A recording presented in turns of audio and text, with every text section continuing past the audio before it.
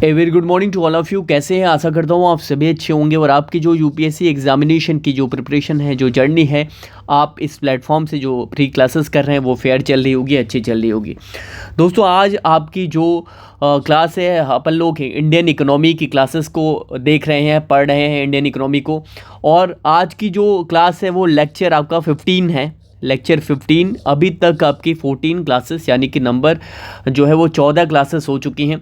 जो बच्चे नए हैं उनके लिए इन्फॉर्मेशन दे दूं कि ओनली यूपीएससी के इस प्लेटफॉर्म पर पूरी यूपीएससी की preparation free of cost frame करी जा रही है। पूरी तैयारी आपको फ्री में कराई जा रही है और फ्री में यहाँ पर आपको बुक्स जो है वो मुहैया कराई जा रही है, बुक्स जो है वो प्रोवाइड कराई जा रही है। ठीक है, तो जो बच्चे अभी आज पहली बार इस चैनल से जुड़े हैं वो सबसे पहले जो लोग क्लासेस करते हैं चैनल को सब्सक्राइब कर लें और बेल आइकन को प्रेस कर लें ताकि आपको अपकमिंग क्लासेस वो मिलती रहें। ठीक है, अब जो बच्चे नए जुड़े हैं वो अभी तक की जो आपकी number total 14 classes Indian economy की हो गई हैं वो आप कर सकते हैं। इसी वीडियो के डिस्क्रिप्शन बॉक्स में ये जो 14 क्लासेस हुई हैं उनकी जो लिंक है प्लेलिस्ट की वो दी गई है, वहाँ आप क्लिक करके ये सारी क्लासेस आप कर सकते हैं। ठीक है, और आपकी जो अपकमिंग क्लासेस हैं आपको लगातार कहा जा रहा है 2 to 3 डेज़ में आपको ये क्लासेस आपकी जो आगे शुरू होने वाली हैं पॉलिटी की वो मिलनी शुरू हो जाएंगी। तो आप ये मानकर चलिए अब ये ज़्यादा इंतजार नहीं है, 1 से 2 दिनों में आपकी ये क्लासेस भी पॉलिटी की आपकी शुरू हो जाएंगी। ठीक है, चलिए अब ज़्यादा समय ना लेकर आपकी जो क्लासेस है वो शुरू करते हैं, लेक्चर 15 को स्टार्ट करते हैं। लेकिन इससे पहले आपको बता दूं ओनली यूपीएससी का ही एक चैनल है, दूसरा शुभम मिश्रा के नाम पर इस नाम से है और इस नाम से आपको जो चैनल है यहाँ पर आपको जो मेंटरशिप की क्लास है वो यहाँ पर मिलती रहती है। यहाँ पर ओनली यूपीएससी के इस प्लेटफॉर्म पर तो जो आप अभी देख रहे हैं यहाँ पर तो यूपीएससी के पूरे सिलेबस को आपको यहाँ पर डिस्कस किया जाता है। लेकिन मेंटरशिप की और जो हमारी क्लासेस होती हैं जहाँ पर पूरा बताया गया है कि यूपीएससी की तैयारी कैसे शुरू करें, किस हिसाब से क्या क्या बुक पढ़नी, आंसर है, ये सारे को डिस्कस किया जा रहा है। इसी क्रम में शुभम मिश्रा वाले चैनल पर आपको नोट्स कैसे बनाने चाहिए इस पर एक वीडियो यहाँ पर कल अपलोड की गई है, उसे देखना ना भूलें। ये जो वीडियो है शुभम मिश्रा वाले चैनल की जो नोट्स के बारे में पूरा टॉपर की कॉपी दिखाई गई है, नोट्स दिखाया गया है, वो जो वीडियो है वो इसी वीडियो के डिस्क्रिप्शन बॉक्स में लिंक दी गई है। शुभम मिश्रा वाले चैनल पर जो वीडियो अपलोड हुई है नई वीडियो है, लेटेस्ट है, मेंटरशिप की दूसरी क्लास है, उसे जाकर जरूर देखें। वीडियो इसी वीडियो के डिस्क्रिप्शन बॉक्स में इसकी लिंक दी गई है। ठीक है, चलिए अब शुरू करते हैं और चैनल को, ये शुभम मिश्रा वाले चैनल को भी सब्सक्राइब करें। चलिए शुरू करते हैं आपकी जो लेक्चर 15 है आपका। देखिए अपन लोग लास्ट क्लासेस में अपन लोग पढ़ रहे थे क्या, कमेंट सेक्शन में एक बार बताएं कि लास्ट क्लासेस में हम क्या पढ़ रहे थे।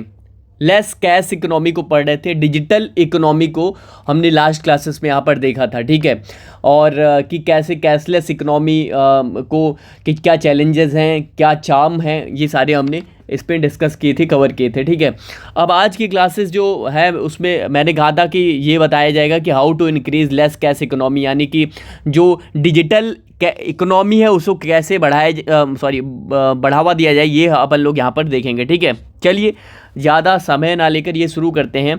देखिए कल लास्ट की क्लास में आपको एक क्वेश्चन दिया गया था और उस क्वेश्चन में आपसे ये कहा गया था कि जो उसका आंसर आपको लिखकर भेजना है। तो बहुत सारे बच्चों ने, कम से कम 7 से 8 बच्चों ने यहाँ पर आंसर हमें व्हाट्सअप किए हैं 9711141048 पर। इस पर आपको व्हाट्सअप करना है उस क्वेश्चन का आंसर लिखकर और फोटो कैप्चर करके आप इस पर व्हाट्सअप कर सकते हैं। इसका रिप्लाई आपको दिया जाएगा, उसके फीडबैक आपको दिया जाएगा। ठीक है, तो यहाँ पर आप जो लोग अभी तक नहीं किए हैं वो यहाँ पर भेज सकते हैं। ठीक है, चलिए अब ये आंसर राइटिंग की प्रोसेस तो है और एक सजेशन और मैं आपको देना चाहूँगा। जो बच्चे क्लासेस कर रहे हैं, जो आंसर लिख कर भेजते हैं या फिर जो नोट्स बना रहे हैं अपने, वो जैसे आपका ये आपका क्या है, ये आपका टोटल अगर पेज है तो ये पेज पर आपको इतना स्पेस यहाँ पर और उतना स्पेस यहाँ पर छोड़कर यहाँ से आपने लिखना शुरू करें। अगर ये पूरा पेज है तो यहाँ पर इस तरह से लाइनिंग करके यहाँ से लिखना शुरू करें और ये स्पेस आप छोड़ दिया करें।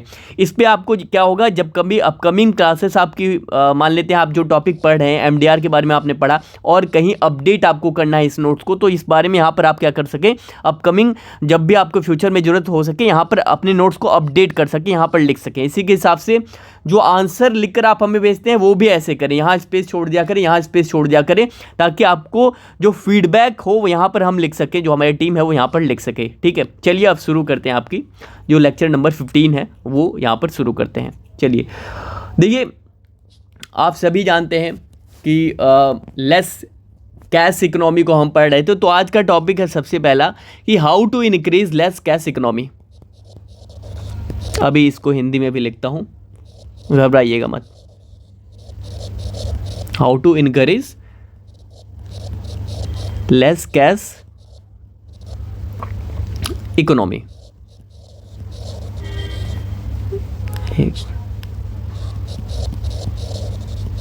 ठीक है, मतलब कि ये कह सकते हैं कि डिजिटल अर्थव्यवस्था को कैसे बढ़ावा दिया जाए। क्या है? डिजिटल अर्थव्यवस्था को कैसे बढ़ावा दिया जाए, ये टॉपिक अपन लोग ये पढ़ने जा रहे हैं। ठीक है, चलिए अब देखिए यहाँ पर कोविड-19 मैं कह रहा हूँ। यहाँ पर आपको जब देश में नोटबंदी हुई थी, कब हुई थी कमेंट सेक्शन में एक बार बताएं। 2016 में जब देश में नोटबंदी हुई थी, डीमोनेटाइजेशन का दौर था, विमुद्रीकरण का दौर था। उसके बाद जो है उसका आप जानते हैं कि नोट जो आपकी 500 और 1000 की जो नोट थी वो बंद कर दी गई थी। तो जब 1000 और 500 की नोटें बंद कर दी गई थी तो इसके बाद आपका जो आप क्या यूपीआई वाला पेमेंट बढ़ गया था। लोग पेटीएम, फ़ोनपे पे ज़्यादा प्रयोग करने लगे थे वहाँ पर। क्यों? क्योंकि वो नोट तो कैश में पैसा था ही नहीं। 500 1000 की नोट तो गुल हो गई थी मार्केट से। तो लोग यहाँ पर किस पे शिफ्ट हो गए थे? यूपीआई पेमेंट, डिजिटल पेमेंट करना शुरू कर दिया था लोगों ने उस टाइम। तो यहाँ पर क्या हुआ था, जब 2016 में ये डीमोनेटाइजेशन किया गया, विमुद्रीकरण किया गया, तो यहाँ पर ज़्यादा जो लेस कैश इकोनॉमी है यानी डिजिटल अर्थव्यवस्था जो है उस पर वो ज़्यादा उस पर बढ़ावा मिला। ठीक है, और 2016 के बाद 2016 में जब ये डीमोनेटाइजेशन हुआ तो इसके लिए गवर्नमेंट ने एक कमेटी बनाई। तो क्या है भैया, 2016 में जब इसको देखिए नोट डाउन करते चले, नोट्स बनाते चले, जो मैं बोलता हूँ और समझाता हूँ आप अपने शब्दों में नोट्स बनाते चले। ठीक है, तो क्या हुआ इसके लिए, सबसे पहले क्या हुआ, आफ्टर डीमोनेटाइजेशन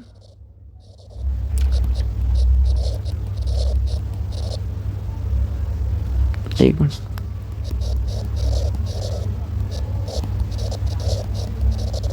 ठीक है, विमुद्रीकरण के बाद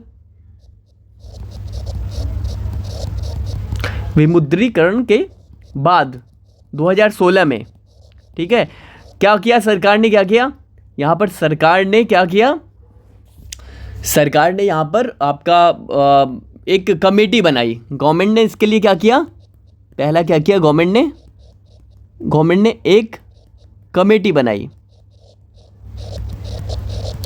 बनाई।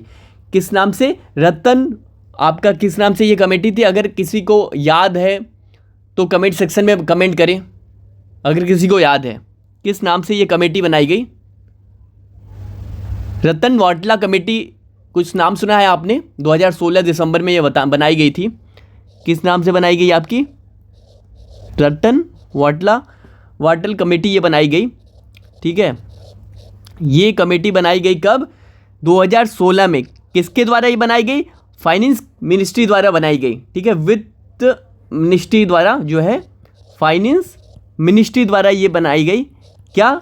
ये रतन वाटला कमेटी बनाई गई 2016 में। ठीक है, इसी के साथ साथ एक और कमेटी बनाई गई, क्या है? सी बाबू नायडू कमेटी बनाई गई। सी बाबू नायडू कमेटी बनाई गई। किस चीज़ के लिए? ये कमेटी जो दोनों बनाई गई, ये बनाई गई डिजिटल अर्थव्यवस्था को बढ़ावा देने के लिए ये कमेटी बनाई गई थी। ठीक है, अब इन्होंने क्या किए, ये जो दोनों कमेटी बनाई गई, ये दोनों कमेटी इन्होंने क्या किया, कुछ सुझाव दिए। ठीक है, ज़रूरी सुझाव दिए थे, कुछ रिफॉर्म दिए थे, सुझाव दिए थे सरकार को। देखो, जब भी कोई कमेटी बनाई जाती है तो कमेटी जब बनाई जाती है तो गवर्नमेंट जब कोई कमेटी बनाती है तो कमेटी के जो मेंबर होते हैं वो सरकार को क्या देते हैं, किसी मुद्दे के लिए, मान लेते हैं कि यहाँ पर किसी मुद्दे के लिए सरकार ने एक कमेटी बनाई, तो ये जो कमेटी होती है वो सरकार को सुझाव देती है कि इस मुद्दे पर ये काम करिए, ऐसा करिए, ऐसा। तो ये जो सुझाव सरकार के पास आते हैं वो सरकार कुछ सुझाव को मानती भी है, कुछ सुझाव को नहीं भी मानती, या पूरे सुझाव को मान लेती है या फिर पूरा भी रिजेक्ट कर देती है। तो सरकार सुझाव के लिए ये कमेटियाँ बनाती रहती है। तो डिमोनेटाइजेशन के बाद सरकार ने क्या किया, ये क्या किया, कमेटी बनाई, दोनों कमेटी बनाई, ठीक है, ठीक है। तो सी बाबू नायडू और ये कमेटी आपकी रतन वाली कमेटी 2016 में फाइनेंस मिनिस्ट्री ने बनाई थी, ठीक है। तो ये रिफॉर्म सुझाव देने के लिए बनाए थे। अब ये जो कमेटी बनाई थी वो 2016 में बनी थी, तो और ज़्यादा ये इम्पॉर्टेंट नहीं है, आप ये कह सकते हैं कि ये एग्ज़ाम के पॉइंट ऑफ व्यू से बहुत ज़्यादा इंपॉर्टेंट नहीं है, क्योंकि पुरानी भी हो गई है। तो बस इतना जानकर चलिए कि उस टाइम ये दोनों कमेटी बनी थी, सुझाव क्या दिए थे, ये सुझाव भी बहुत ज़्यादा इंपॉर्टेंट नहीं है, ठीक है। तो ये मानकर चलिए, ठीक है। अब आगे बढ़ते हैं, देखिए और एक अटेम्प्ट किए थे लिमिटेड टाइम के लिए, क्या है, और भी क्या, डीमोनेटाइजेशन के बाद और भी काम किए गए, कुछ और स्टेप्स लिए गए, ठीक है। सुझाव इसी क्रम में, किस क्रम में आपका डिजिटल अर्थव्यवस्था को कैसे बढ़ावा दिया जाए, इसी क्रम में और भी आपको क्या किए गए, अटेम्प्ट किए गए, other attempts for limited time period, मतलब कुछ समय के लिए ये कुछ स्टेप्स लिए गए हैं, कुछ और स्टेप्स लिए गए,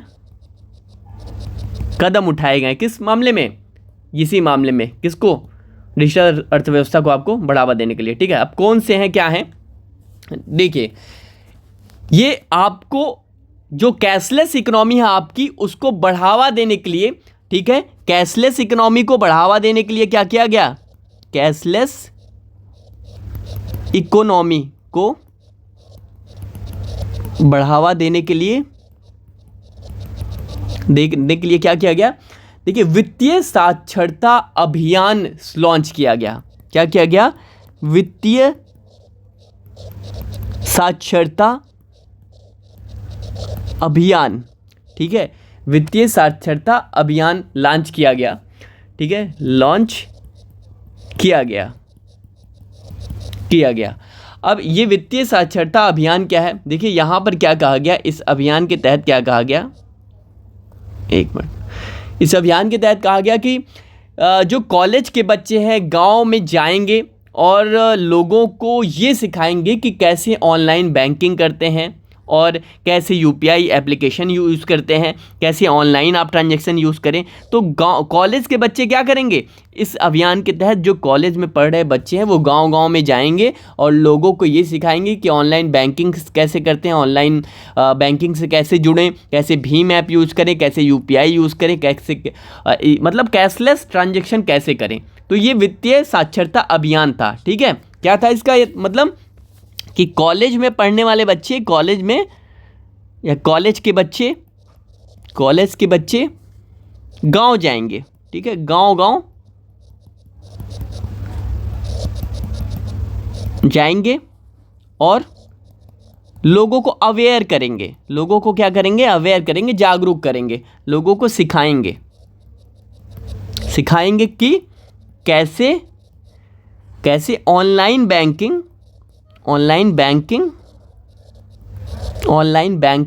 करते हैं, ठीक है।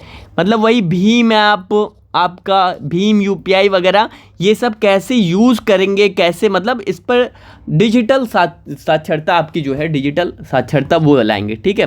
क्या है, डिजिटल साक्षरता बढ़ावा इसमें मिलेगा, ठीक है। तो इस अभियान के तहत, ठीक है, तो ये क्या कहा गया, इस पर फाइनेंशियल लिटरेसी आएगी, क्या होगा, फाइनेंशियल लिटरेसी आएगी। और यहाँ पर ये कहा गया कि कम से कम घर के एक सदस्य को साक्षर बनाना है, किस मामले में, डिजिटल साक्षरता के मामले में एक सदस्य को घर के आप क्या करेंगे, आप साक्षर बनाएंगे, ताकि वो क्या है, वो नेट बैंकिंग वगैरह से भीम यूपीआई कैसे यूज़ करना है उससे क्या करें, जुड़ सके। तो ये आपका क्या था, ये आपका पहला क्या था, वित्तीय साक्षरता अभियान, ये बढ़ावा देने के लिए अभियान चलाया गया था कैशलेस इकोनॉमी को, ठीक है। अब ये तो चैलेंज था ना, चैलेंज बहुत ज़्यादा बढ़ गया था।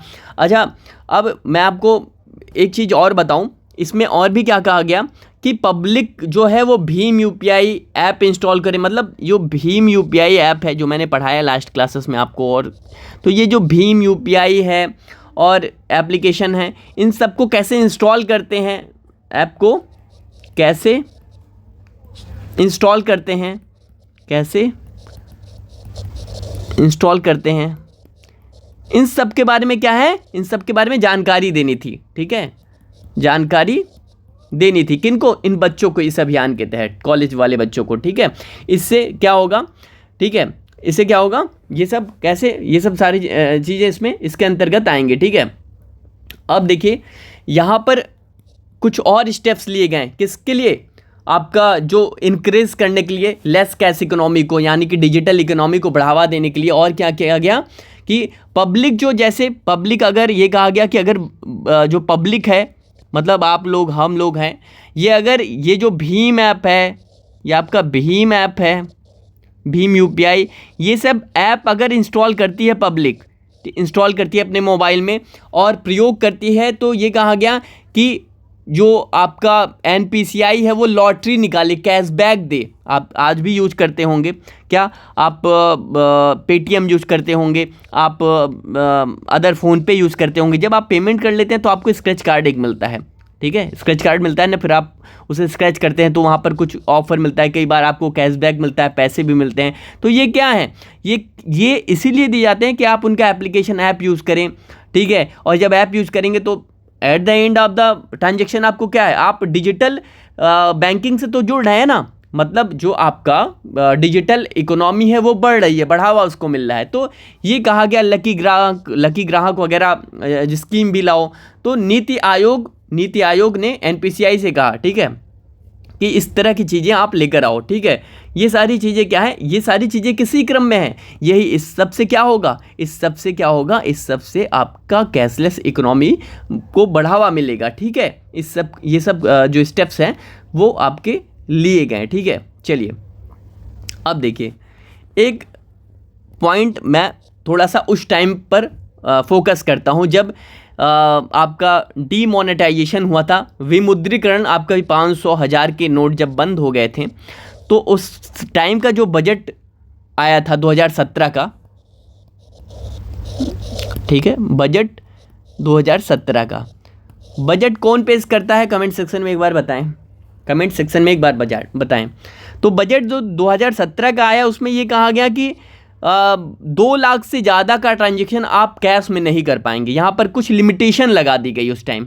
2016 में विमुद्रीकरण का आया, मतलब डिमोनेटाइजेशन किया गया, 500, 1000 के नोटों को बंद किया गया। उसके बाद बजट 2017 में सीधा कहा गया कि 2 लाख से ज़्यादा का ट्रांजैक्शन जो है, मतलब ट्रांजैक्शन आप कैश में नहीं कर पाएंगे, कैश में नहीं कर पाएंगे, मतलब समझ रहे हैं आप, लिमिटेशन लगा दी गई, ठीक है। क्या लगा दी गई, लिमिटेशन लगा दी गई इस पर, किस पर, मतलब अगर आप 2 लाख रुपए से ज़्यादा कहीं कैश में दे रहे हैं तो वो नहीं कर पाएंगे आप। उसके लिए अगर आप करते हैं तो ये नियम के विरुद्ध होगा, ठीक है। तो 2 लाख से ज़्यादा का ट्रांजैक्शन आप ऑनलाइन करेंगे, बैंक के थ्रू करेंगे, इस तरह से कर पाएंगे, ठीक है। तो ये कहा गया बजट 2017 में। अब क्यों कहा गया, वही कैशलेस इकोनॉमी को बढ़ावा दे रहे थे, ठीक है। अब इसमें कहा गया, इसमें एक चीज़ और कही गई कि जो कंपनियां हैं उन्हें कैश इंसेंटिव दिया जाए डिजिटल ट्रांजैक्शन करने पर। बात को समझिएगा, कैश इंसेंटिव, कैश इंसेंटिव्स, ठीक है। जो कंपनियां हैं, ठीक है, जो कंपनियां मतलब आपका डेबिट कार्ड, POS मशीन से जो पेमेंट ले रही हैं या UPI से ले रही है, भीम से ले रही है पेमेंट, वो अगर पेमेंट इससे लेती हैं तो उनको कैश इंसेंटिव दिया जाएगा, मतलब आप जैसे उनका टैक्स कम कर दिया जाए, इस तरह की चीज़ें दी जाएंगी। ये कैश इंसेंटिव क्या, आगे आने वाली क्लासेस में हम देखेंगे। तो कंपनियों को भी कहा गया, तो इससे क्या होगा, जब कंपनियां लेने शुरू करेंगे इससे पेमेंट आपका POS से, डिजिटल आपका डेबिट कार्ड से और सबसे, मतलब ऑनलाइन UPI भीम से पेमेंट लेना शुरू करेंगी, तो इससे क्या होगा, डिजिटल इकोनॉमी ग्रो करेगी, ठीक है। अब इसी के साथ साथ क्या हुआ, के साथ साथ अब क्या किया गया, अब 2018 में क्या किया गया, कहा गया MDR पर सब्सिडी मिलेगी। MDR आपको पता है ना, मर्चेंट डिस्काउंट रेट पर क्या मिलेगी, पर सब्सिडी, मतलब छूट मिलेगी।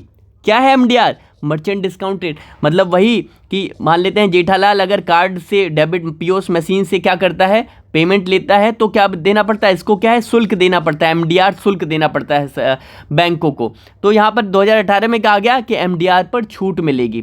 क्यों? अब जब यहाँ छूट दे रहे हैं तो ये सो जेठालाल है, ये जो ग्राहक व्यापारी मर्चेंट है जेठालाल, वो क्या करेगा, वो तो इससे पेमेंट लेना शुरू कर देगा ना, पेमेंट इससे लेना। तो इससे क्या होगा, इससे भी कैशलेस इकोनॉमी को बढ़ावा मिलेगा। तो 2018 में ये स्टेप्स लिए गए किसके लिए, कैशलेस इकोनॉमी को बढ़ावा देने के लिए। तो 2018 में एमडीआर पर छूट दिया गया, ठीक है। और ये कि छूट क्या कहा गया, मैंने एमडीआर में पढ़ाया था वही कि 2000 तक की अगर बिल होंगे तो सरकार खुद एमडीआर का वहन करेगी, उस पर बेयर करेगी उसकी फीस।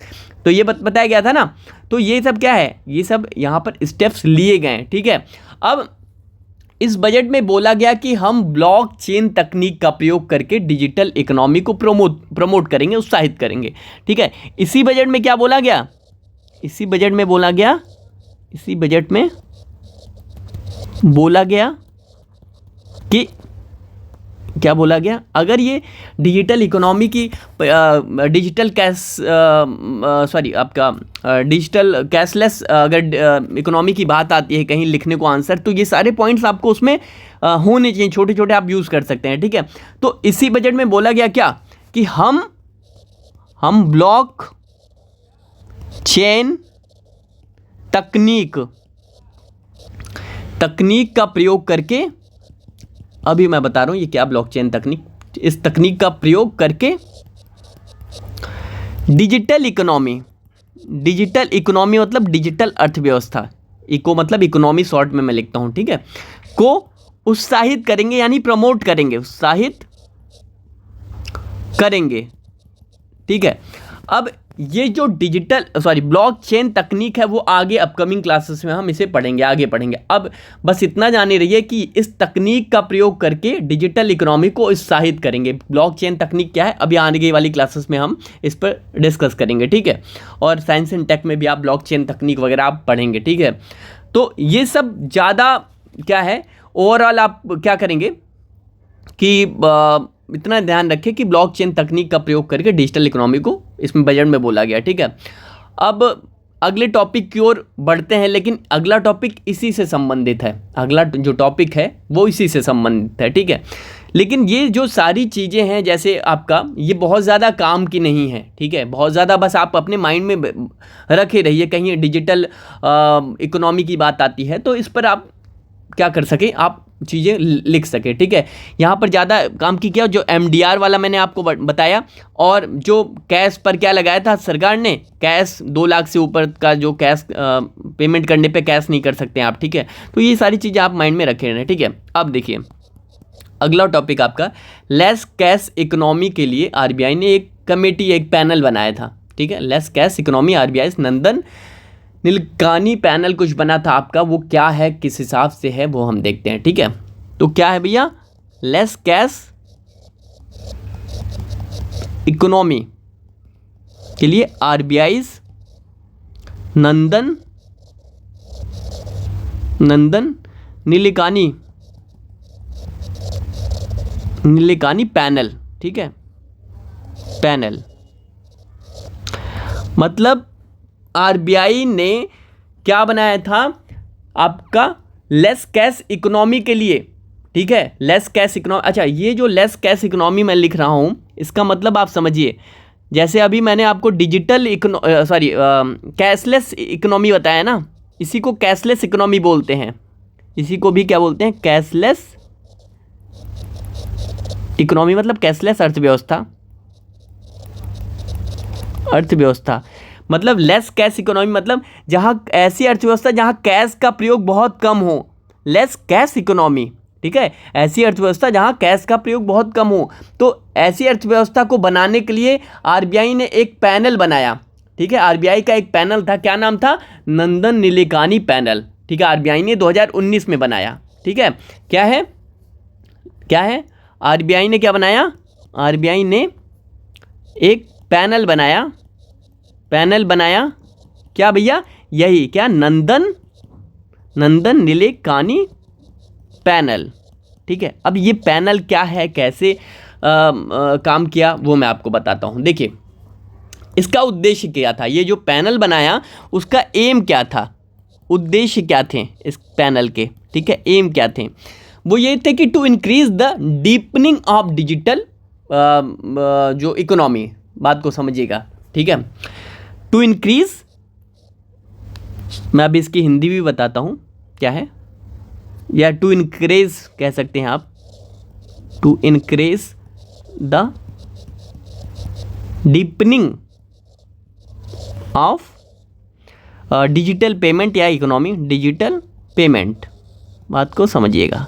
इसका जो उद्देश्य था वो क्या, डीपनिंग मतलब आप क्या, किसी की जड़ों को और गहरा बनाना, इसकी मीनिंग क्या है हिंदी, डीपनिंग, जैसे आप क्या करते हैं कहीं भी किसी रूट की डीपनिंग करते हैं, ठीक है, जड़ों की, तो किसी की जड़ को और गहरा बनाने को क्या कहते हैं, डीपनिंग कहते हैं। तो to increase the deepening of digital payment मतलब डिजिटल भुगतान जो आप ऑनलाइन यूपीआई भीम वगैरह से करते हैं उसको बढ़ावा देने के, उसकी जड़ों को और मजबूत बनाने के लिए, ठीक है, उसको बढ़ावा देने के लिए, ठीक है, ये क्या गया था, आरबीआई ने एक नंदन नीलेकानी पैनल बनाया। तो इसका उद्देश्य क्या था, to increase the deepening of digital payment, किसी की जड़ों मतलब डिजिटल पेमेंट को और बढ़ावा देने के लिए, इंक्रीज करने के लिए, ठीक है। तो ये क्या किया गया था, आपका डीपनिंग ऑफ डिजिटल ये पैनल बनाया गया था, आपका नीलेकानी पैनल, ठीक है।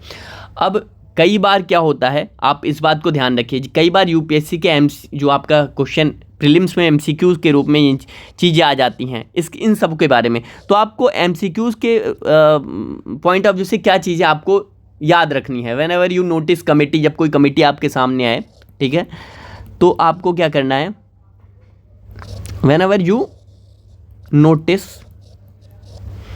ए कमेटी, ठीक है, मतलब जब कोई कमेटी आपके सामने आए तो आपको क्या, किस चीज़ों पर फोकस करना है, मतलब क्या चीज़ें याद रखनी है, ठीक है। तो आपको जब कोई कमेटी आए तो सबसे पहले क्या याद रखना है, ऑब्जेक्टिव क्या है, ऑब्जेक्टिव मतलब क्या है, मतलब आप समझिए उद्देश्य, उद्देश्य मतलब जब भी कोई कमेटी बनाई जाए, आपके सामने आए, सरकार बना रही हो या कोई बना रहा हो जो कमेटी, तो उस कमेटी के बारे में आपको क्या जानना है कि उस कमेटी का उद्देश्य क्या है, ठीक है, ऑब्जेक्टिव क्या है, ये आपको ध्यान में रखना है। ये सब चीज़ें एमसीक्यू में पूछी जाती हैं, ठीक है। तो जैसे अगर हम एग्जाम्पल की बात करें, एग्जाम्पल जैसे नंदन नीलेकानी पैनल जो बनाया गया, यहाँ क्या उद्देश्य क्या है इसका, इस पैनल का बनाने का क्या है भैया, यहाँ पर to increase the deepening of digital payment मतलब डिजिटल पेमेंट को बढ़ावा देना, इंक्रीज करना, डिजिटल अर्थव्यवस्था को, पेमेंट को, भीम यूपीआई का प्रयोग करना, डिजिटल पे, उद्देश्य इसका क्या था, यही था। अब जैसे मैं इसलिए वो आपको नोट डाउन करा रहा हूँ कि जब भी कोई कमेटी, कोई भी, ये तो एक एग्जांपल है कोई कमेटी का, जब भी कोई कमेटी आती है, कोई भी सरकार बनाती है, आरबीआई बनाती है, कोई कमेटी बनाती है, उसमें क्या चीज़ आपको याद रखनी है, ठीक है। दूसरा, कोई कमेटी आपके सामने आए तो हु अपॉइंटेड, कौन नियुक्त किया, हु अपॉइंटेड, ठीक है, किसने नियुक्त किया, कौन किसने नियुक्त किया। तो यहाँ पर क्या है भैया, यहाँ पर क्या है, यहाँ पर किसने नियुक्त किया है इस पैनल को, आरबीआई ने ना। तो यहाँ पर आपको याद रखना है कि नंदन नीलेकानी जो पैनल है उसको आरबीआई ने नियुक्त किया, ठीक है। अब मतलब कोई भी कमेटी आपके सामने आती है, ये हर कमेटी पर ये चीज़ें लागू होंगी। ऑब्जेक्टिव क्या है उसका, किसने अपॉइंट किया, और आपका चेयरमैन कौन है, हुई चेयरमैन, हुई चेयरमैन मतलब इस कमेटी के चेयरमैन कौन है, वही नंदन नीलेकानी जो हैं वो चेयरमैन थे इस कमेटी के, ठीक है। तो ये क्या है, नंदन नीलेकानी के बारे में आप पढ़ना, अभी क्या चल रहे हैं, नंदन नीलेकानी किस कंपनी के वो चेयरमैन हैं, ठीक है। तो ये कौन है, हुई चेयरमैन, इस पैनल का चेयरमैन कौन था, नंदन नीलेकानी, ठीक है। और एक और बातें, जब भी कोई कमेटी आपके सामने आए वो आपके ध्यान में होनी चाहिए कि मेजर रिकमेंडेशन मतलब उस कमेटी के द्वारा जो है, जो रिकमेंडेशन आपको क्या है, रिकमेंडेशन दी गई, यानी जो सिफारिशें थी, जो अनुशंसाएं की गई, ठीक है, सिफारिशें, ठीक है। तो उस कमेटी ने क्या सिफारिशें दी, मतलब कहने का है कि कोई, जब आरबीआई ने ये पैनल बनाया था नंदन नीलेकानी, वो किस लिए बनाया था, वो इसलिए बनाया था to increase the deepening of digital payment. तो ये कमेटी जो है वो आरबीआई को क्या देगी, वो सुझाव देगी। वही जो मैंने अभी आगे आपको पढ़ाया, पीछे आपको क्या पढ़ाया, आपको यहाँ पर मैंने पढ़ाया था कि यहाँ पर ये कमेटी बनाई गई थी। किसने बनाई थी? सरकार ने बनाई थी। सरकार ने, ये कमेटी का क्या काम था कि सरकार को सुझाव देना। क्या सुझाव देना कि किस हिसाब से क्या किया जाए, जो डिजिटल इकोनॉमी है उसको बढ़ावा कैसे दिया है। ठीक है, तो ये क्या है भैया, ये क्या है, यहाँ पर भी क्या है, इसी तरीके से सिफारिशें ही देता है आरबीआई को। ये क्या है, ये जो नंदन नीलेकानी पैनल था वो सिफारिशें दे रही थी पॉइंट में कि ये आप कर सकते हैं, इससे डिजिटल इकोनॉमी बढ़ेगी, ये कर सकते हैं, ऐसा कर सकते हैं, ऐसा। तो ये इसी को रिकमेंडेशन बोलते हैं, सिफारिशें बोलते हैं। तो आपकी जो नीलेकानी पैनल है वो आरबीआई को सिफारिश दिया। ठीक है, बहुत से पॉइंट्स में देता है। अब वो आरबीआई उसे स्वीकार करती है, नहीं करती है, उसे लागू करती है, वो आरबीआई के ऊपर है। ठीक है, तो ये क्या है, उसकी जो मेजर रिकमेंडेशन है, जो सिफारिशें हैं, जो पैनल देता है, कमेटी देता है, वो आपको याद रखना चाहिए। ठीक है, अब चलिए, अब ये जो सिफारिशें हैं वो किस पॉइंट से आपका, जब भी आपका ये मेंस एग्जाम के पॉइंट ऑफ व्यू से बहुत ज़्यादा ज़रूरी हो जाती हैं। मेंस एग्जाम मतलब आप आंसर राइटिंग कहीं कर रहे हैं, किसी कमेटी की सिफारिश से वहाँ पर कोट करते हैं आप। ठीक है, तो ये मेजर रिकमेंडेशन जो है, सिफारिशें हैं, वहाँ काम आती हैं मेंस एग्जाम में लिखने के दौरान। ठीक है, अब चलिए, अब आपका यहाँ पर हम आगे बढ़ते हैं। जो आपके नीलेकानी पैनल था वो क्या सिफारिशें दी? नीलेकानी पैनल ने, आरबीआई का जो नीलेकानी पैनल था वो सरकार को क्या सलाह दिया, सरकार को क्या सलाह दी? ठीक है,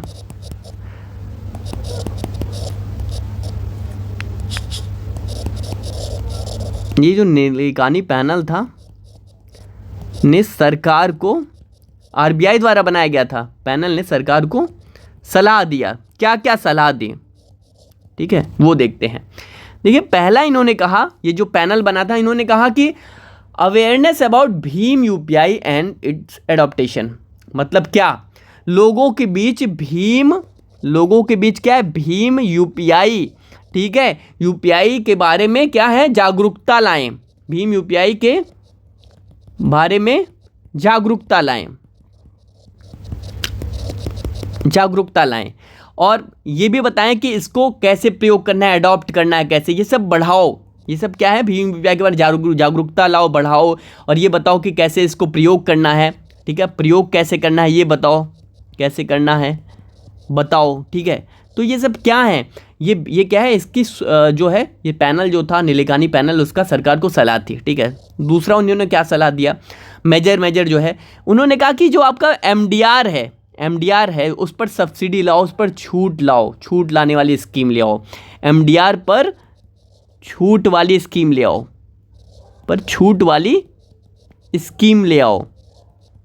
स्कीम ले आओ। बात को समझिएगा, एमडीआर क्या है, मैं बार बार वही बताता हूँ।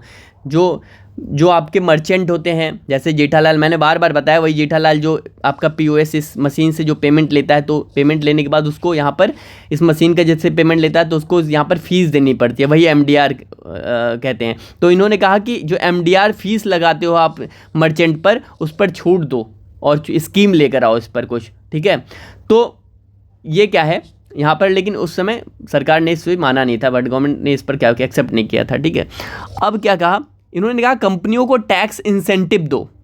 कंपनियों को क्या दो, मैंने बताया, इसी क्लास में बताया टैक्स इंसेंटिव, और आगे भी इसे डिस्कस किया जाएगा। कंपनियों को क्या दो, टैक्स इंसेंटिव दो, इंसेंटिव्स दो। ठीक है, मतलब टैक्स को कम करो, बात ये सीधा करिए। ठीक है, ताकि डिजिटल पेमेंट का यूज़ वो कर सके, क्या है, ताकि क्या करें, ताकि डिजिटल पेमेंट का यूज कर सकें। ठीक है, डिजिटल मतलब अगर टैक्स कम होगा, भाई अगर जेठालाल क्या करेगा, जेठालाल इससे ले रहा है ये पेमेंट, लोग आया, भीड़े आया और बोला कि भाई मुझे मोबाइल ख़रीदनी है, और ये अपना कार्ड दिया, और जेठालाल ने इस मशीन से क्या किया, पेमेंट ले लिया। अब ये जो पेमेंट लिया अगर जेठालाल इस मशीन से, तो ये जो मशीन से पेमेंट ले रहा है, जो टैक्स इस पे दे रहा है, तो इसे कम करो टैक्स को। अगर टैक्स कम कर दोगे, इस पर फीस जो है वो कम कर दोगे, तो जेठालाल क्या करेगा, इससे पेमेंट लेना शुरू कर देगा। मतलब ये ऐसा नहीं करेगा कि इससे लेंगे, उसके मन में आएगा कि इससे अगर पेमेंट लेंगे तो टैक्स लगेगा, ये सब। तो इस पर अगर फीस कम होगी तो डिजिटल पेमेंट का वो ये इससे क्या करेगा, इससे पेमेंट लेना शुरू कर देगा, तो डिजिटल पेमेंट का यूज़ यहाँ पर बढ़ेगा। ठीक है, तो यहाँ पर क्या है, यहाँ पर क्या है, ये नीलकानी पैनल ने ये सारे सुझाव दिए। ठीक है, अब इसी के साथ साथ नीलकानी पैनल ने और भी सुझाव अनुशंसाएँ दी। क्या की, और भी अनुशंसाएँ दी, एक मिनट, और क्या क्या अनुशंसाएँ दी, देखिए चौथा ये दिया उन्होंने, कहा कि POS पॉइंट ऑफ सेल या फिर ATM, मतलब वही POS क्या, वही वाली मशीन जो है जहाँ पे आप जाते हैं कहीं शॉपिंग करने, तो आप कार्ड अपना देते हैं, डेबिट कार्ड, क्रेडिट कार्ड, तो यहाँ पर मशीन में एंटर करता है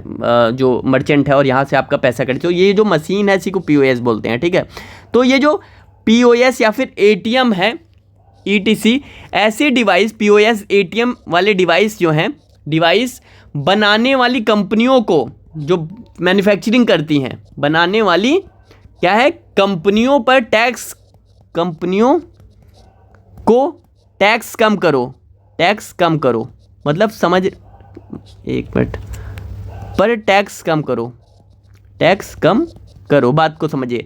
ये जो कंपनियां POS या ATM बनाती हैं, जो डिवाइस बनाती हैं, इन कंपनियों पर ये जो टैक्स लगता है मशीन पर आने पर, इसको पर टैक्स कम करो। तो जब टैक्स यहाँ पर कम होगा तो क्या होगा, ये सस्ता होगा, तो लोग ज़्यादा POS जो मशीन है वो खरीदेंगे, और पेमेंट यहाँ पर क्या होगा, डिजिटल पेमेंट को बढ़ावा मिलेगा। ठीक है, अब इसी के साथ साथ इन्होंने और क्या कहा, इन्होंने कहा NCMC कार्ड के बारे में, नेशनल कॉमन मोबिलिटी कार्ड, मैंने क्लासेस में पढ़ाया है, पिछली क्लासेस में। NCMC जो आपका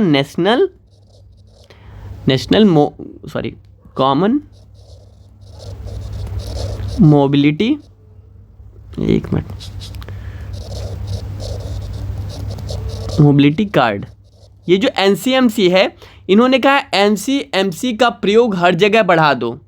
क्या कहा इन्होंने कहा कि NCMC का प्रयोग हर जगह बढ़ा दो, हर जगह बढ़ा दो। अब जिन्होंने क्लास नहीं की होगी उन्हें NCMC नहीं मालूम होगा। ठीक है, पिछली क्लासों में ये पढ़ाया गया। NCMC वही वन नेशन वन कार्ड वाला, मतलब क्या कि NCMC क्या था, वही जो एक कार्ड है, एक कोई कार्ड है, उसे लेकर आप जाएंगे बस में भी, अगर इसी को दिखाकर यहाँ पे आपके इसमें बैलेंस होगा इस कार्ड में, तो ये बस में भी यूज हो जाएगा, रेलवे में भी हो जाएगा, मेट्रो में भी यूज हो जाएगा। आप दूध लेने जा रहे हैं डेयरी में, वहाँ पर मदर डेयरी और अमूल में, वहाँ पर भी यूज हो जाएगा। तो इन्होंने क्या कहा, इन्होंने कहा कि NCMC का प्रयोग, ये जो कार्ड है, सिर्फ लिमिटेड जगहों पर ना यूज हो, पूरे देश में कहीं भी कोई भी है, ये कार्ड आप कैसे यूज कर पाएँ, मान लेते हैं ये डेबिट कार्ड की तरह यूज कर पाएँ NCMC कार्ड को, हर जगह इसका प्रयोग बढ़ा दो। तो इससे क्या होगा, इससे एक ही कार्ड से हर जगह पेमेंट अगर इजी होगा तो यहाँ पर डिजिटल पेमेंट को बढ़ावा मिलेगा। ठीक है, तो ये क्या है, ये सिफारिशें, कुछ सिफारिशें थी नीलकानी पैनल की। ठीक है, अब यहीं इसी सीरीज़ में, इसी क्रम में नीलकानी ने क्या कहा, कुछ और बातें देखते हैं। ठीक है, नीलकानी, ठीक है, RBI should set up on acceptance, क्या है ये, acceptance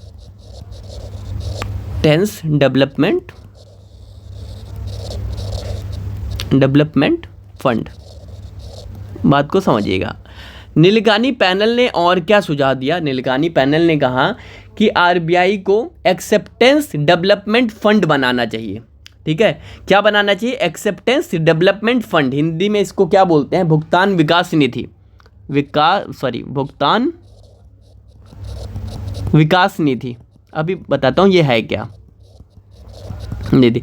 RBI, नीलकानी ने क्या कहा कि RBI को क्या बनाना चाहिए, सेटअप करना चाहिए, एक्सेप्टेंस डेवलपमेंट फंड, यानी भुगतान विकास निधि एक बनानी चाहिए RBI को। अब ये क्या है, कैसे बनानी चाहिए, कैसे काम आएगा ये डिजिटल इकोनॉमी को बढ़ावा देने में, ये मैं आपको बताता हूँ। देखिए, यहाँ पर हमने पढ़ा था पिछली क्लासेस में कि जेठालाल जो मर्चेंट है, जो शॉपकीपर है, वो कार्ड से पेमेंट लेने पर दिलचस्पी नहीं दिखाएगा।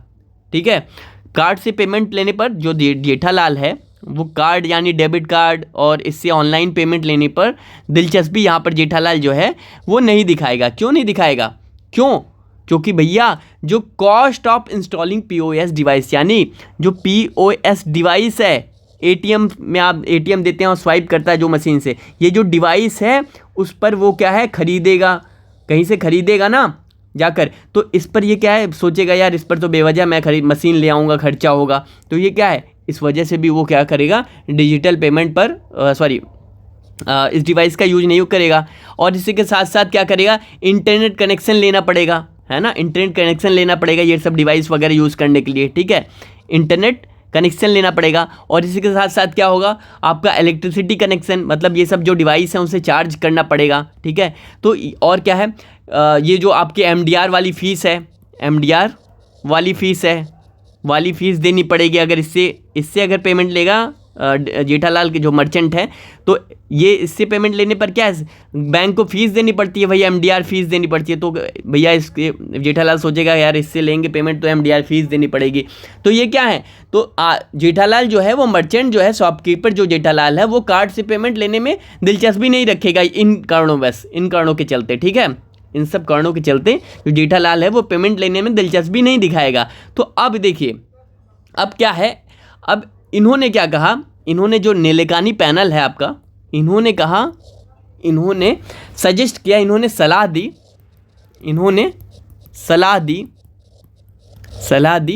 क्या सलाह दी कि RBI जो है, क्या है, RBI और अलग अलग जो बैंक हैं, और अलग अलग डिफरेंट जो बैंक्स हैं, बैंक जैसे क्या हो गया आपके, SBI हो गया, एक्सिस हो गया, HDFC हो गया आपका, और आपका मतलब जो भी एसेक्ट्रा, और सारे बैंक जो अलग अलग हैं, यहाँ एसेक्ट्रा में लिख देता हूँ, कितने बैंकों का नाम लिखूंगा।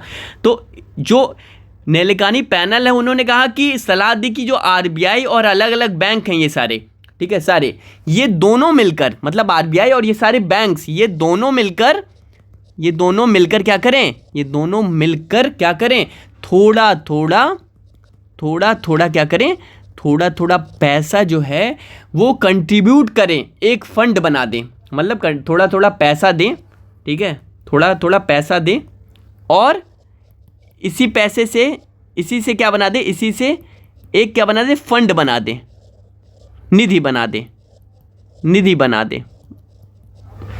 दें, ठीक है। उस फंड का क्या नाम रखा गया, उस फंड मतलब निधि होता है, ठीक है, उस फंड का नाम क्या रखा गया, नाम रखा जाए, क्या रखा जाए, वही एक्सेप्टेंस डेवलपमेंट फंड, क्या रखा जाए, एक्सेप्टेंस डेवलपमेंट फंड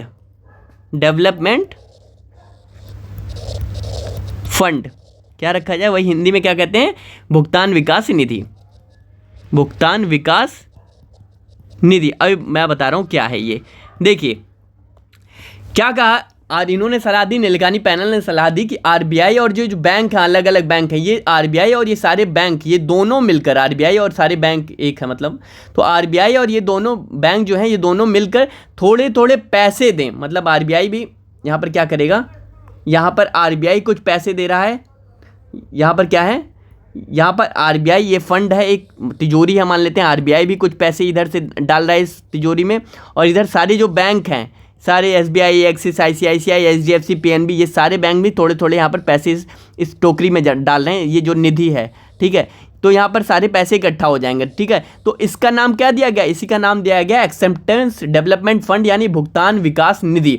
अब ये जो निधि है, ये जो फंड है, इसका प्रयोग किस लिए होगा, इसका प्रयोग होगा किस लिए, कि ये जो जेठालाल है, शुरुआत में ये जो जेठालाल है, जो आनाकानी कर रहा है, दिलचस्पी नहीं रख रहा है किस चीज़ में, डिजिटल पेमेंट लेने में, क्यों, क्योंकि ये जो पॉइंट है POS डिवाइस लाने में उसे खर्चा होगा, इंटरनेट लगेगा, MDR वाली फीस उसे देनी है। तो कहा गया कि ये जो मर्चेंट हैं उनकी इस दुविधा का समाधान कर दिया जाए, और ये जो फंड है, इन्हीं फंड में से किसको पैसा दिया जाए, कि चलो यहाँ पर लगा दिया जाए पैसा, कि इनको जो डिवाइस है POS वो थोड़ा सा कम पैसे में मिले या फ्री में दे दी जाए, ठीक है, इंटरनेट और इन सबों पर MDR वाली फ़ीस थोड़ी सी कम कर दी जाए। कहाँ से कम होगी, ये फंड का प्रयोग होकर यहाँ पर कम हो जाएगा। यहाँ पर जब इसको फंड यूज़ किया जाएगा तो यहाँ पर इन पर क्या होगा, जेठालाल को बर्डन कम होगा, और जब बर्डन कम होगा जेठालाल पर, तो क्या करेगा जेठालाल, फिर शुरू कर देगा पेमेंट लेना, किससे, यही डिवाइस से, मतलब अपने मशीन से पेमेंट लेना शुरू कर देगा। तो ये क्या था, ये भी एक सुझाव था आपका जो नीलेकानी पैनल था, उसका सुझाव था किस चीज़ के लिए, डिजिटल पेमेंट को इनकरेज करने के लिए, ठीक है। तो ये सब क्या है, ये सब क्या है, ये सब है कि डिजिटल पेमेंट को कैसे बढ़ावा मिले, ठीक है। अब इसी के साथ साथ फिर क्या सजेस्ट किया यहाँ पर इन्होंने, और भी इसी मामले में, इसी निधि के मामले में और भी सजेस्ट किया, क्या निधि के मामले में और सजेस्ट ये किया कि भाई जो area wise digital financial inclusion index बनाओ, ठीक है। एरिया वाइज मतलब क्षेत्रीय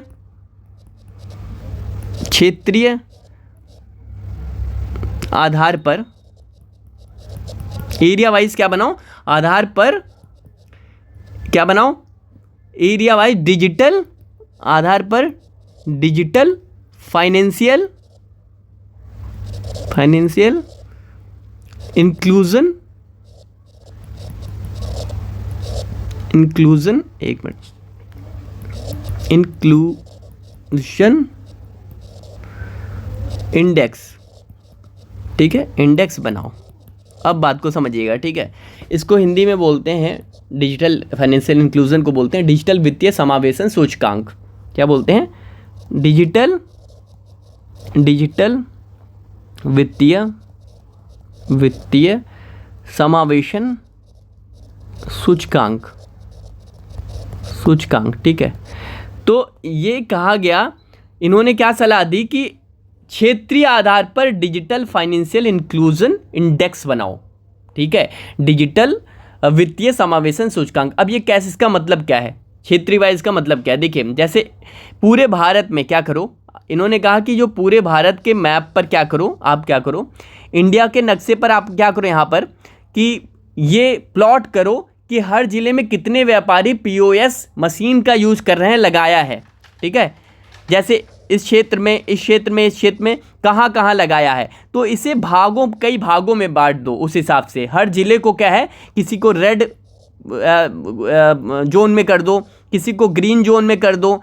तो रेड जोन वाले, ग्रीन में मतलब रेड जोन का मतलब यहाँ पर लाल जोन में ले जाने का मतलब ये है कि यहाँ पर पीओएस मशीन का प्रयोग इस ज़िले में बहुत कम कर रहे हैं व्यापारी, ठीक है। ग्रीन का मतलब यहाँ सबसे ज़्यादा कर रहे हैं। तो ये क्या है, इसे जोन में विभाजित कर दो, डिजिटल फाइनेंशियल इंक्लूजन इंडेक्स, ये इंडेक्स बनाओ, इसे क्या कर दो, जोन में विभाजित हो। इससे पता चलता रहेगा कि क्या है, कहाँ किस ज़िले में जो डिजिटल पीओएस मशीन के द्वारा पेमेंट कहाँ ज़्यादा हो रहा है, और जहाँ रेड जोन वाले हों, जहाँ कम प्रयोग हो रहा है, उस पर क्या हो, उस पर एक्शन ले, आरबीआई क्या करे, एक्शन ले, ठीक है। तो ये क्या कहा, इन्होंने सलाह दिया कि एरिया वाइज क्षेत्रीय आधार पर जो आपका डिजिटल फाइनेंशियल इंक्लूजन इंडेक्स बनाओ, ठीक है।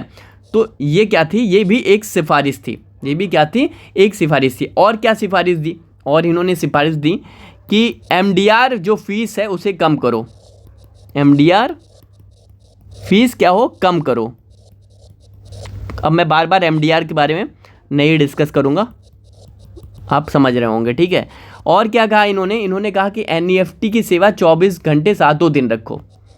मैंने पढ़ाया है, एनईएफटी का फुल फॉर्म कमेंट में बताया, एनईएफटी की सेवा 24/7 रखो, मतलब 24 घंटे 7 दिन रखो। और कहा इन्होंने एनईएफटी प्रयोग पर क्या है, एनईएफटी के यूज पर कोई भी फीस ना लो, कोई भी फीस ना लो, ठीक है, ट्रांजेक्शन पर, इस पर, ठीक है। तो आरबीआई ने इसे 2019 में अडॉप्ट कर लिया था, इसे स्वीकार कर लिया था, ठीक है। कब स्वीकार कर लिया था, 2019 में ही इसको स्वीकार कर लिया था। और कहा था एनईएफटी की सेवा तो अब 24 घंटे 7 दिन रहती ही है, मैंने पढ़ाया ही आपको, ठीक है। और इसी हिसाब से आपका इस पर कोई भी फीस, 0 फीस लगती है अब ट्रांजेक्शन में। एनईएफटी के थ्रू आप पेमेंट करते हैं, ट्रांसफ़र करते हैं पैसे, तो इस पर भी 0 फीस लगती है। तो ये अनुशंसा जो थी इसकी नीलेकानी पैनल की, वो यहाँ पर मान ली गई थी, ठीक है। अब देखिए और क्या क्या यहाँ पर क्या कहा गया, यहाँ पर कहा गया कि नीलेकानी पैनल द्वारा कि भारत के बहुत से लोग जो है विदेश में रहते हैं, तो अपने अपने घरों में वो क्या है, पैसे भेजते हैं, ठीक है। तो घरों में वो रुपए भीम यूपीआई से पैसे भेज सकें, तो ऐसी कोई टेक्नोलॉजी एनपीसीआई लेकर आए, ठीक है। तो बात को समझिएगा, वही मैं बताया कि आपको कि मतलब एनपीसीआई क्या करे, ये जो भीम यूपीआई है, इसका एक्सेस जो है वो विदेशों में भी हो, ठीक है, ताकि विदेश में रहने वाले लोग इसका प्रयोग करके यहाँ पर भारत में क्या कर सके, पैसा भेज सकें, ठीक है। कुछ ऐसी टेक्नोलॉजी एनपीसीआई बढ़ाए, ये कहा, ठीक है। और यहाँ पर क्या कहा, यहाँ पर एक और सुझाव दिया कि क्या कहा कि लोकल लैंग्वेज में, क्षेत्रीय भाषा में ये जो ऐप हैं जैसे भीम, यूपीआई और जो सॉफ्टवेयर हैं वो लोकल भाषा में बनाएं, जैसे मराठी, गुजराती, पंजाबी, भोजपुरी, इन सबों में बनाएं ये जो ऐप हैं, ताकि गाँव वाले लोग भी इसका यूज कर सकें। ठीक है, तो गाँव वाले लोग भी इसका क्या कर सकें, यूज कर सकें। तो क्या है, लोकल लैंग्वेज में ऐप बनाओ, ठीक है, ताकि गांव वाले भी इसका यूज़ कर सके। ठीक है, तो ये कुछ सिफारिशें थी। देखिए कुल 70 सिफारिशें या अनुशंसाएँ की थी इस आयोग ने, इस कमेटी ने कितनी की थी, कुल 70 अनुशंसाएँ की थी। लेकिन मोटी मोटी जो अनुशंसाएँ थी, जो सिफारिशें थी, जो रिकमेंडेशंस थी, वो मैंने आपको थोड़ा डिस्कस की। और इतनी सिफारिशों में से जो मैंने आपको डिस्कस किया, अगर आप कहीं आंसर राइटिंग कर रहे हैं तो ये पॉइंट तो आपके ठीक ठाक पॉइंट आपके पास आ गया है लिखने के लिए। ठीक है, तो ये क्या है, ये आपका नीलिकानी पैनल ने जो सिफारिशें दी थी, ठीक है, आरबीआई की नीलिकानी पैनल ने, वो यहाँ पर मैंने आपको बताया। ठीक है, अब ये आप कमेंट सेक्शन में बताएं कि आपको चीज़ें समझ में आ रही हैं या नहीं समझ में आ रही हैं, डिजिटल इकोनॉमी आपको समझ में आ रही चीज़ें या नहीं समझ में आ रही हैं। इसी के साथ साथ आप प्लीज़ कमेंट में ये ज़रूर लिखा करें कि आपको क्लासेस में क्या अच्छा लग रहा है, और अगर कहीं दिक्कत है तो वो भी बताएं। इसी के साथ साथ आप लाइक का बटन दबाया करें और चैनल को ज़रूर सब्सक्राइब करें। ठीक है, और अपने 5 दोस्तों को ये ज़रूर शेयर किया करें। अगर शेयर करते हैं तो प्लीज़ कमेंट सेक्शन में कमेंट करें। ठीक है, और शुभम मिश्रा वाले चैनल को सब्सक्राइब करें। इसकी लिंक जो है शुभम मिश्रा वाले चैनल की इसी वीडियो के डिस्क्रिप्शन बॉक्स में। इसी के साथ साथ शुभम मिश्रा वाले चैनल पर जो वीडियो अपलोड की गई है दूसरी मेंटरशिप क्लास की, उसे भी देखना ना भूलें। लिंक जो है वीडियो के डिस्क्रिप्शन बॉक्स में है। चलिए इस वीडियो लेक्चर को यहीं एंड करते हैं। अगली क्लास में मिलते हैं कल आपसे। बहुत बहुत धन्यवाद।